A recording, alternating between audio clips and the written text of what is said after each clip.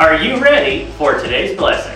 Near the end of the book of Job, God appears and gives Job a science quiz that goes on for several chapters. The point of this quiz is to show Job that even though he doesn't personally understand why his life's been turned upside down, that there is a God in heaven who has a handle on everything going on, and that we should trust him regardless of our circumstances.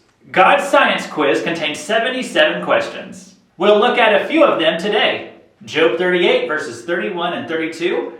Can you bind the cluster of the Pleiades, or loose the belt of Orion?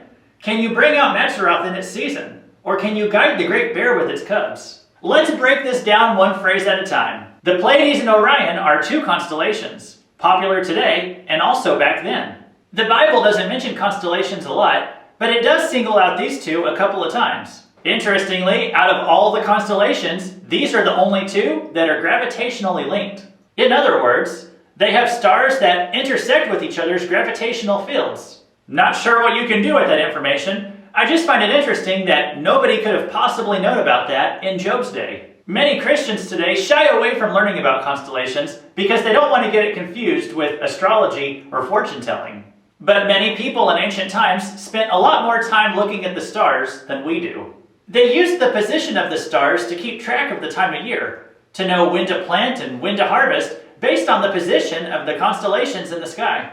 This was known as the Mazzaroth, the ancient Jewish calendar in the skies referred to in this chapter. Nothing superstitious about it, although God says it is supernatural. He takes credit for keeping the earth spinning and our seasons fluctuating just as they regularly should. Finally, God mentions himself as the one who guides the great bear. This is referring to a massive star in the sky called Arcturus. This is the largest star in our universe. It moves at about 250 million miles per second. For reference, our sun moves at about 12 miles per second. Arcturus is the most powerful object we've discovered in our universe. It parades through the galaxies, and nothing can stop it or slow it down. Any other sun, planet, or moon gets in its way, it just sucks it right up. And it's heading straight for Earth.